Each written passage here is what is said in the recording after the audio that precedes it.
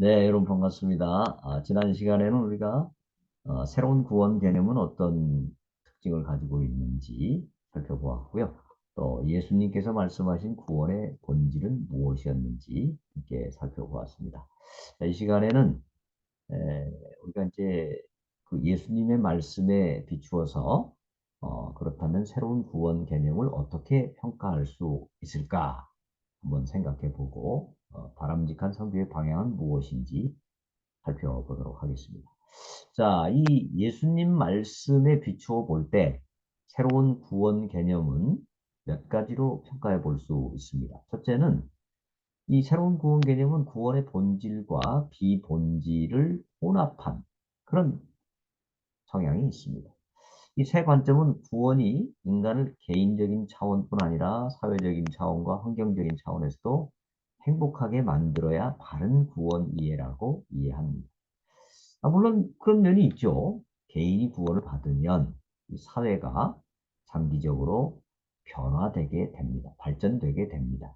그러나 그것을 에, 구원의 본질이라고 말하는 것은 문제가 있죠. 그건 구원의 결과 또는 부수적인 열매라고 보는 것이 더 적절할 것입니다. 왜냐하면 구원은 개인이 받는 것이지 사회가 구원을 받는 건 아니거든요. 네.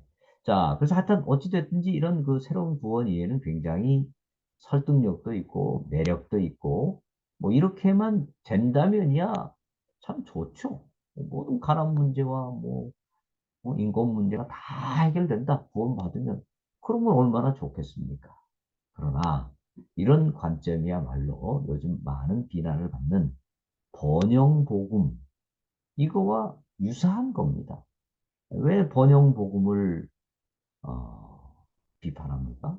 번영복음이라는 게 십자가는 말하지 않고 고난은 말하지 않고 매일 복 받는다는 얘기만 하니까 이것이 이제 비판을 받는 것 아니겠습니까? 물론 우리 당연히 기독교회는 복을 받죠. 어, 그 복이 이 땅에서와 또 영원한 복을 받는 것입니다. 그러나 십자가를 말하지 않고 고난을 말하지 않는 그런 구원, 복음, 이거는 분명히 문제가 있죠. 구원의 본질은 기본적으로 본질은 뭡니까? 본질과 부수적인 것은 다르죠. 부수적인 것은 있을 수도 있고 없을 수도 있지만 본질은 반드시 있어야 되는데 반드시 있어야 될 본질은 예수 그리스도를 통해서 하나님과의 깨어진 관계를 회복하는 것. 그래서 이 회복된 것이 바로 영생이죠, 영생. 네.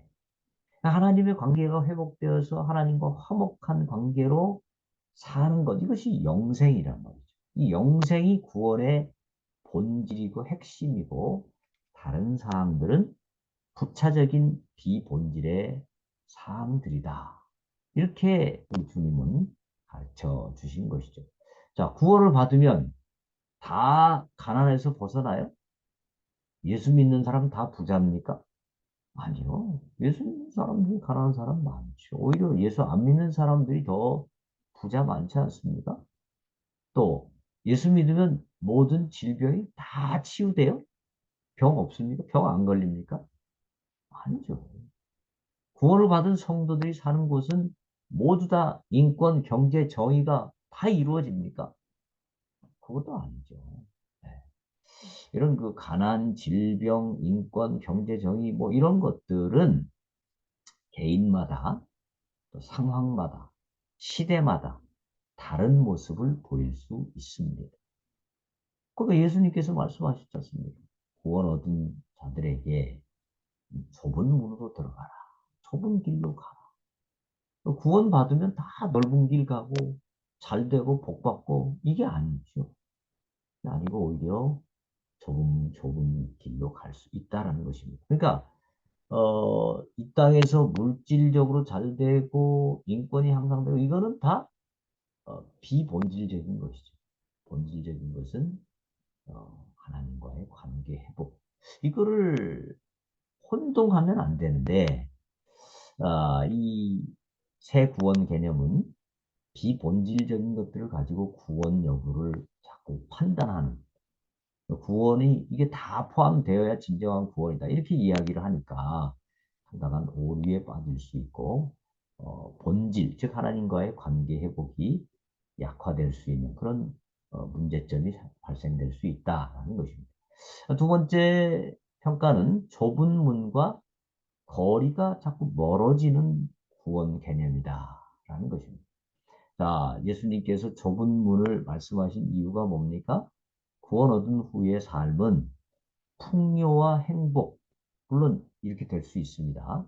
또 그 사회가 이 방향으로 나갈 수 있습니다. 그러나 오히려 고난과 희생의 연속이 될 수 있다라는 것도 우리가 인식해야 됩니다. 북한에서 신앙생활을 하고 있는 우리 사랑하는 믿음의 형제들 얼마나 고통 가운데 있습니까? 이슬람권에서 신앙생활하는 우리의 또 믿음의 형제들 얼마나 큰 고통 가운데 있습니까? 그 사람들이 이 새로운 구원 관점에 의하면 구원을 받은 것이라고 말할 수 있을까요? 그 사회가 구원받은 사회라고 말할 수 있을까요? 아니죠. 자, 이 땅 위에서의 행복한 삶만을 원한다면 구원받지 못한 자의 삶이 더 편하고 안락할 수도 있습니다. 어, 개인적인 얘기입니다만은 제 딸이 옛날에 어렸을 때 그런 얘기 좀 한 번씩 한 적이 있습니다. 자기 친구들 예수 안 믿는 친구들이 있는데 너무너무 편하게 잘 산다. 응? 여행 가고 싶을 때 여행 가고 놀러 가고 싶을 때 놀러 가고 뭐 하나님 생각 안 하고 자기 하고 싶은 대로 하니까 삶이 편하다. 공부도 잘한다. 그러면서 나름대로 자기는 이제 구원받은 자로 사는 그 고뇌가 있잖아요. 그런 것을 좀 고민하면서 저한테 얘기한 적이 있는데요. 사실 이 땅 위에서의 행복한 삶만을 원한다면 구원받지 못한 자가 더 행복할 수도 있다라는 것을 우리가 생각해 보아야 할 것입니다. 그래서 새로운 구원 개념은 이 땅 위에서 누리는 구원의 성격이 강하죠. 네. 이 땅 위에서 우리가 물질적으로 부자 되고 인권이 향상되고 그다음에 모든 질병이 낫고 그래서 이제 이거를 오늘의 구원, 즉 죽음 이후에 얻는 구원이 아니라 오늘의 구원이라고 말하고 실제 구원은 오늘 이 땅에서 우리가 얻고 이제 영원한 천국에 들어가면서 완성되는 것인데 예, 그러나 구원 얻었다고 해서 모든 문제가 다 해결되고 부자 되고 이거 아니지 않습니까? 이걸 우리가 새 구원 관점이 이걸 놓치고 있다라는 것이죠.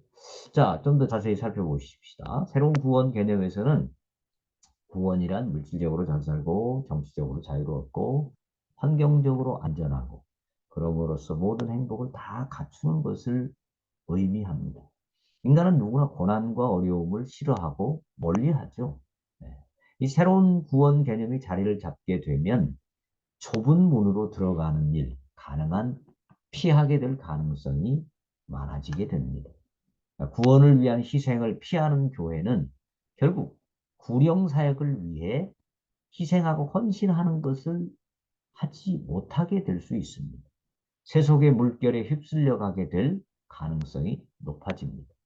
결국 이 새로운 구원 개념이 굉장히 매력적이고 또 나름대로 설득력도 있지만 이것이 가지고 있는 심각한 부작용 중에 하나는 바로 이런 것이죠. 구원 얻은 자가 좁은 문, 좁은 길로 갈 수 있는 그런 강력한 영적인 능력이 있어야 되는데 뭐 물질적으로 잘 살고 정치적으로 자유를 얻고 이것이 구원의 본질이다라고 말하기 시작하면 누가 과연 누가 과연 복음을 위해서 희생할 수 있으며 선교를 위해서 희생할 수 있으며 누가 과연 이런 일을 고난을 감당하겠냐라는 것이죠. 그렇게 되면 자연스럽게 복음 전도와 선교가 약화되고 그러면 이 교회는 결국 주님께서 주신 사명을 제대로 감당하지 못하게 되고 교회가 약화될 것이 뻔히 보이는 것입니다. 자, 세 번째 문제를 살펴봅시다. 복음운동을 정치운동, 인권운동, 복지운동, 환경운동 등으로 왜곡시킬 가능성이 있습니다.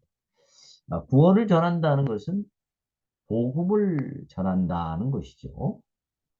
그런 점에서 기본적으로 선교는 또 전도는 복음운동이죠. 복음운동. 구원은 세상의 어떤 다른 어떤 기관에도 맡겨지지 않았고 오직 교회에만 맡겨진 보화이고 핵심 과제입니다. 그렇죠? 이 세상의 어떤 기구에도 어떤 기관에도 우리 주님께서 복음을 맡겨주지 않으셨습니다. 오직 교회에만 복음을 맡겨주시고 이 복음을 증거하도록 명하셨습니다. 그런데 교회가 이 구원 전하는 일을 소홀히 하거나 다른 일과 구원을 전하는 일을 동급으로 두게 되면 결국 구원을 전하는 일은 약화하게 될 수 있다라는 것입니다. 해방신학에서와 같이 구원을 지나치게 사회 정치적인 해방으로 보게 되는 경우 교회 사역은요 하나의 정치 투쟁으로 축소 왜곡될 수 있습니다. 해방신학, 민중신학 이런 신학을 추구하는 교회들 결국 교회에서 예배드리고 전도하는 일보다는 사회에 나가서 정치 투쟁을 하는 일이 더 중요하다라고 생각하기 때문에 그쪽으로 자꾸 이 복음 운동이 변질되거나 왜곡될 수 있습니다. 물론 우리가 어떤 정치적인 투쟁을 해야 될 때가 있습니다. 또 어떤 인권 운동을 해야 될 때가 있습니다. 그것이 교회의 가장 본질적인 사역이라고 보는 것은 예수님의 가르침과 어울리지 않죠. 본질적인 사역이 있고 또 상황에 따라서 필요하면 우리가 정치적인 또는 인권적인 이런 운동 해야 될 때가 있다. 이렇게 보는 것이 더 적합한 말씀에 더 적합한 그런 관점이 될 것입니다. 이 새로운 구원 개념을 가질 경우에 결국 선교의 방향은 복음 운동이 아닌 다른 세속 운동으로 변환될 수 있다라는 것입니다. 그러니까 복음 운동이 인권 운동이나 정치 운동이나 복지 운동이나 환경 운동으로 대체되면 안 됩니다. 그러면 그건 교회가 아닙니다. 교회는 본질적으로 복음을 맡은 기구이기 때문에 복음 운동이 가장 중심이 되고 다른 것들은 필요에 따라 할 수 있어야 된다. 이렇게 봅니다. 이 세속 운동은 세상의 전문 기관들이 많이 있지 않습니까? 인권 운동, 인권 단체 많이 있죠? 환경 운동, 환경 단체 많이 있죠? 복지 운동, 복지 단체가 많이 있습니다. 이건 세상의 기관들이 훨씬 더 잘하는 운동들이고 교회의 전문 영역은 역시 복음 운동이죠. 그렇기 때문에 교회가 이런 그 인권운동, 복지운동 또는 환경운동 같은 거를 참여하려고 하면 교회가 직접 끼어들어서 하기보다는 오히려 전문성이 있는 세상의 그런 전문 기관들을 도와주고 그들을 통해서 이런 활동을 하는 것, 이것도 지혜가 될 것입니다.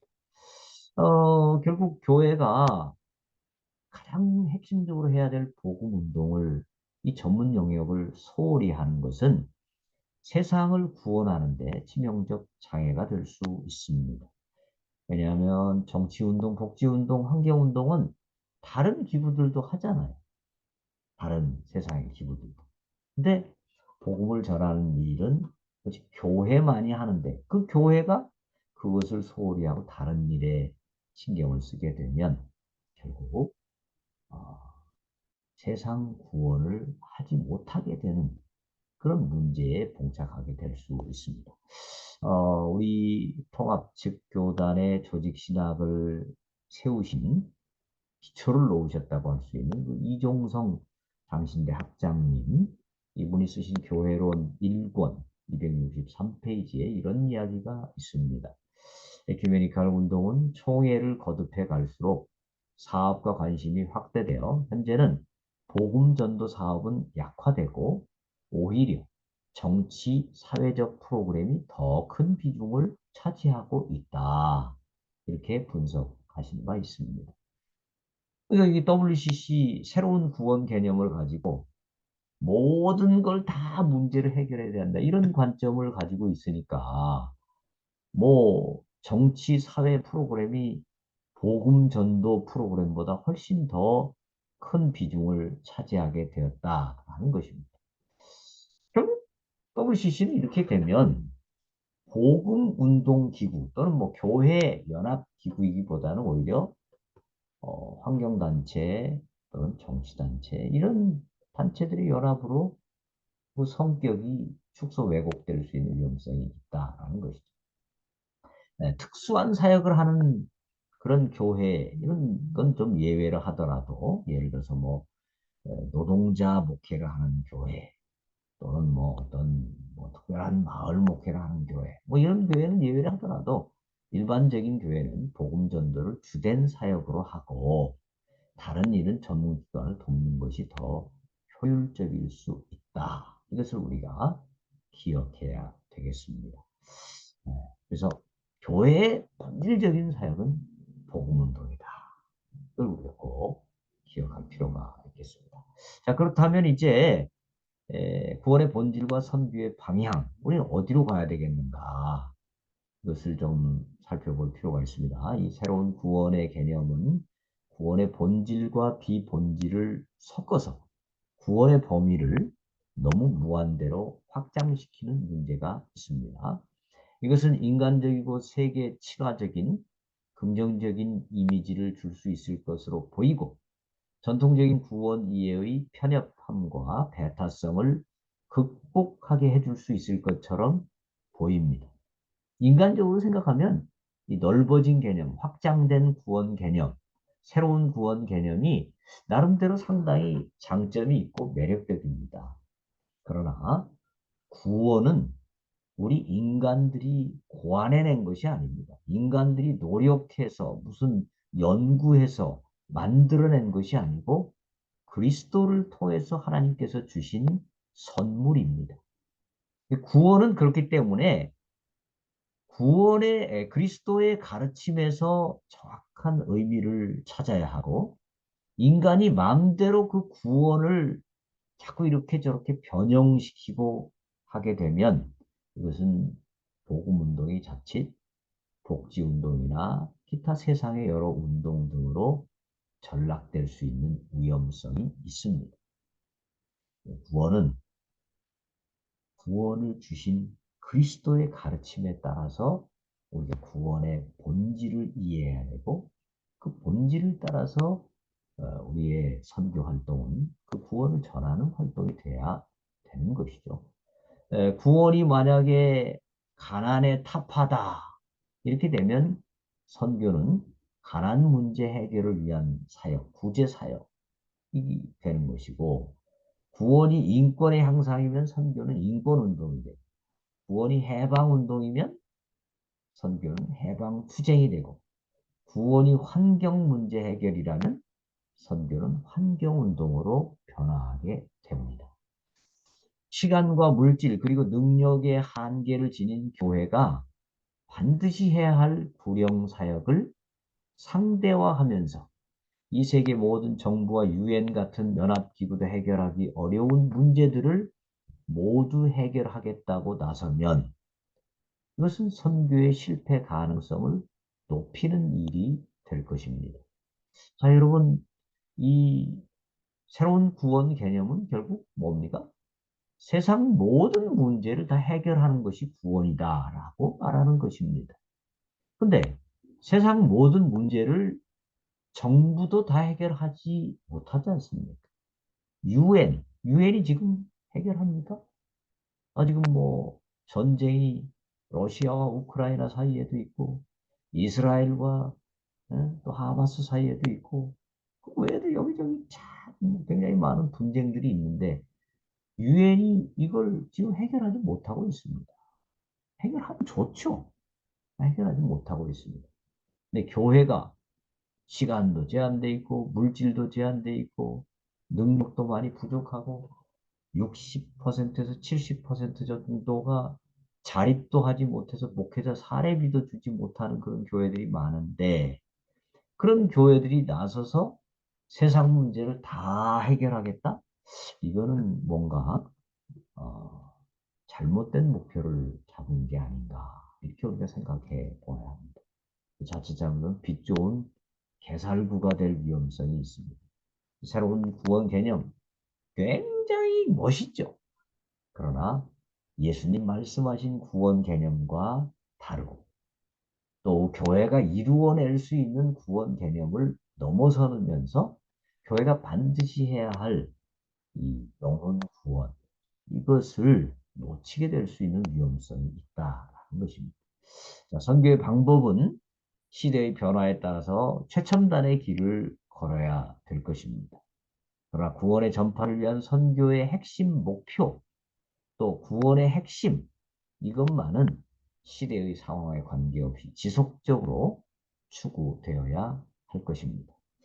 우리 교회가 사회적 책임 또는 뭐 물질적인 책임 이런 거 당연히 해야 됩니다. 그러나 그것이 구원의 본질이라고 말하는 것, 그것이 선교의 본질이라고 말하는 것에 대해서는 긍정적인 측면보다는 위험성이 더 많다라는 것을 우리가 잘 인식하고 본질과 비본질을 잘 구분지어서 또 거기에 맞게 사역을 하는 것은 매우 중요하다 이렇게 보겠습니다. 네, 오늘 강의는 거기까지 하도록 하겠습니다. 여러분 수고 많으셨습니다.